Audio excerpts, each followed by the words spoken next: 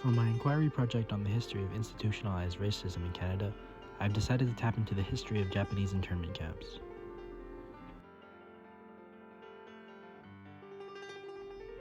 During World War II, over 22,000 Japanese Canadians, many of whom were British Columbians, were forcibly removed from their homes, interned in camps, and had their property confiscated.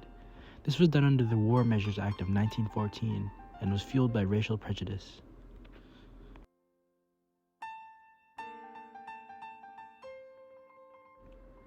The War Measures Act of 1914 gave the Canadian government general and overarching power in order to reinforce the nation's security during war, invasion, or insurrection.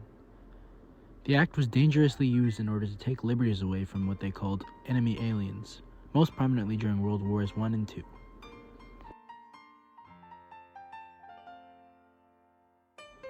The War Measures Act led to many mass arrests, detentions, and the internment of many Asian Canadians, and Japanese Canadians in particular.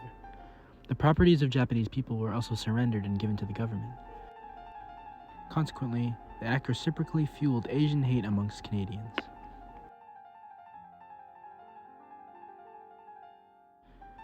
During the suppression, many Japanese Canadians protested and resisted it by maintaining community and continuing to proudly take up space with culture and heritage.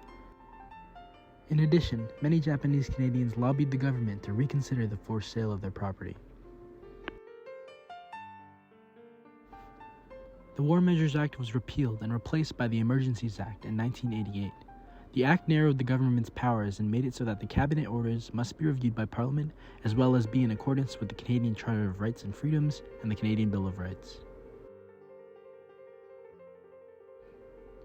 Following the war, Canadians who had been interned or had their property seized began what is known as the Japanese-Canadian Redress Movement, a movement which demanded an apology and compensation from the Canadian government. The movement was pivotal in leading to Prime Minister Brian Mulroney's apology on behalf of the Canadian government for its actions against Japanese Canadians, and the repeal of the War Measures Act.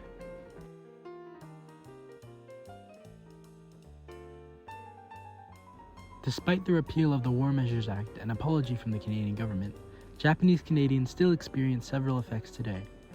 Psychological anguish and the increase of cardiovascular disease have been found to be long-lasting effects of the camps. Following the departure from the camps, Asian Canadians also faced racism within all aspects of society, including but not limited to employment, medical service, and law enforcement.